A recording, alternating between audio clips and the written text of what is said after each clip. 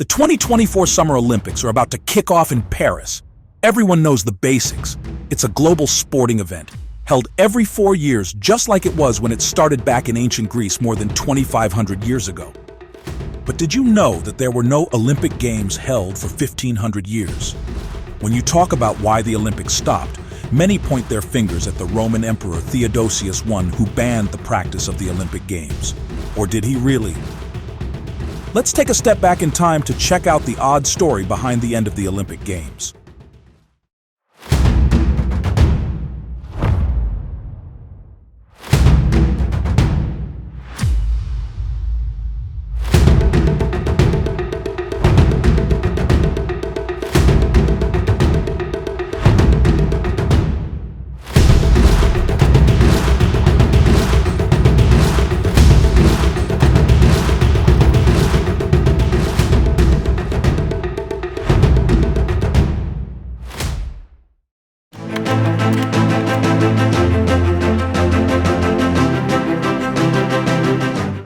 The year is 776 BC, and the sporting competition is underway in Olympia, ancient Greece.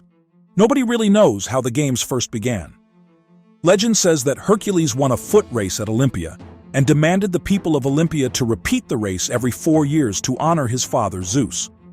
Olympia was considered a sacred ground or sanctuary with a huge temple dedicated to Zeus, the king of the Greek gods, who also had a 41-foot-tall statue made of ivory and gold. The games would be held at the Hippodrome in Olympia and would be taken very seriously. The athletes trained for these events for years and years and only took home a wreath or garland if they won. The real prize was the title that came with winning, the social status, the prestige, in other words, bragging rights. On the agenda, there's a foot race, a chariot race, discus throw, archery, wrestling, and boxing, with more focus on combat sports. After all, ancient Greece was constantly faced with wars, and these games were a way for their best warriors to stay in shape, sharpen their skills, and show off their mettle against the neighboring countries. The nations at war would declare a ceasefire to observe the games. One day you are fighting a battle to pillage a city, and the next day you are participating in a chariot race with your enemies. Even in Homer's epic retelling of the Trojan War, Iliad, there are many instances noted of games being held to raise the troops' morale with lucrative prizes. But the ancient Greeks weren't the only ones who loved a good sport. The early Romans absorbed most of their cultural structure from contact with Greek city-states in southern Italy. Eventually, as the Roman Empire marched its way across Europe, the region of Greece itself was absorbed into Rome in the 2nd century. Unfortunately, the Olympic Games were doomed ever since the moment the Romans took over. The Romans were very fond of sport, but not in the way the Greeks were. While the Greeks focused on competing, the Romans viewed it more as a public affair for recreation or entertainment as spectators. There were stadiums built in many Roman cities where nobles or upper-class men would watch the lower classes or slaves compete in combat sports. And since it was for entertainment, it became a regular event. The Greeks still carried on with their tradition of the Olympic Games, but they were done away with in the 4th century.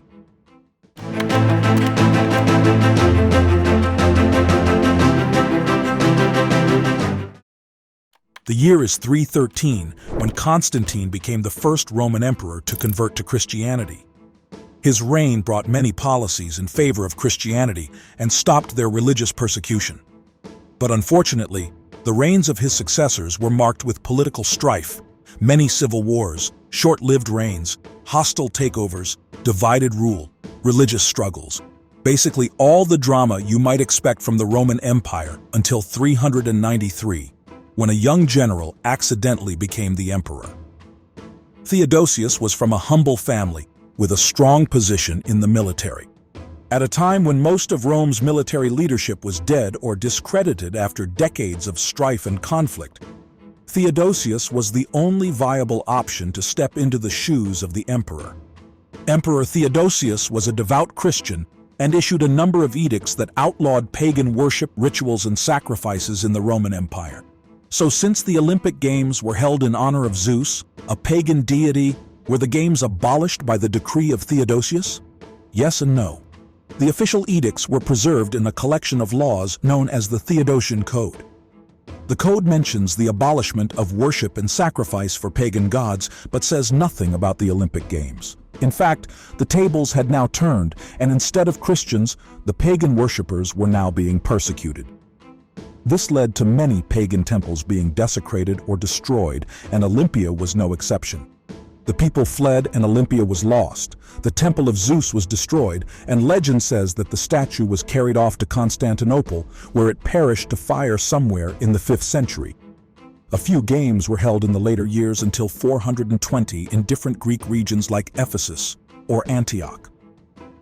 However, the tradition and spirit were lost, and the decisions of Theodosius indirectly led to the Olympic Games coming to an abrupt end.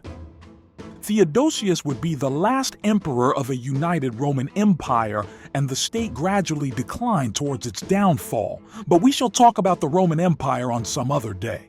Right now, there's another odd story to talk about. How did the Olympic Games make a comeback?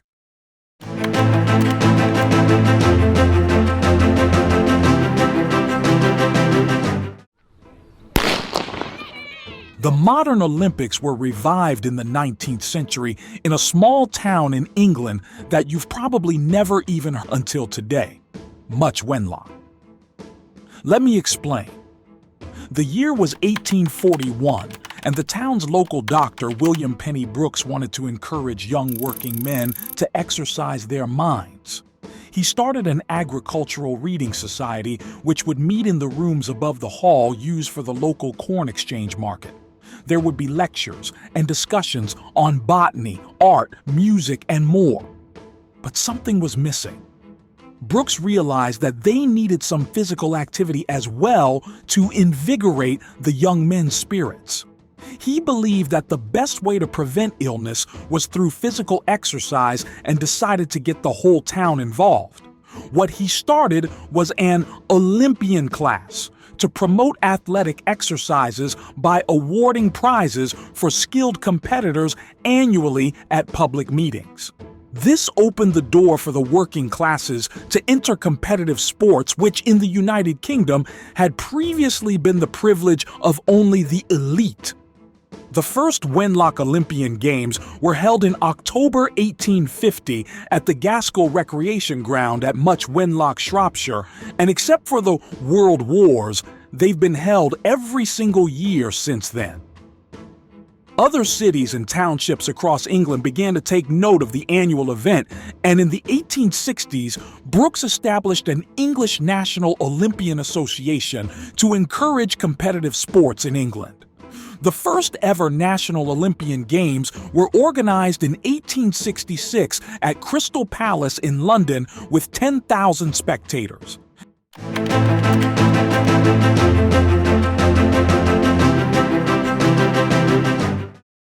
But Brooks now had a much bigger vision now. He started contacting sporting advocates in Greece with an ambition for a revival of the Olympic Games internationally. He was in touch with the philanthropist cousins Evangelos and Konstantinos Zappas, who used their wealth to fund the restoration of the Panathinaikos Stadium that would be used during the 1896 Summer Olympics. Along with his Olympic ambitions, Brooks also wanted to inculcate the values of sport early in school children with physical education in the school curriculum. This brought him into contact with Baron Pierre de Coubertin, who was visiting England for a conference on education. In 1890, the young French aristocrat stayed with Dr. Brooks in Much Wenlock. Coubertin was invited as the guest of honor for the Wenlock Olympian Games and was heavily inspired by the event and his discussions with Brooks. Coubertin spent the next few years putting together a team to work on this project, and in 1894, the International Olympic Committee had its first ever meeting in Sorbonne, Paris. It's no coincidence that this year's games are in Paris too. Although Brooks was now too old to attend the 1894 Congress, he would continue to support Coubertin's efforts, most importantly by using his connections with the Greek government to seek its support in the endeavor. The result of the old man's lifetime worth of effort was the 1896 Summer Olympics held in Athens, organized by Coubertin's International Olympic Committee. But unfortunately, 86-year-old William Penny Brooks passed away in December 1895, just 4 months before the Games. Fast forward to 1994, when the president of the International Olympic Committee, Juan Antonio Samaranch, laid a wreath on the grave of William Penny Brooks saying, "I came to pay homage and tribute to Dr. Brooks, who really was the founder of the modern Olympic Games." Like, share, and subscribe to Histodities for more fascinating explorations into the world's most intriguing historical events.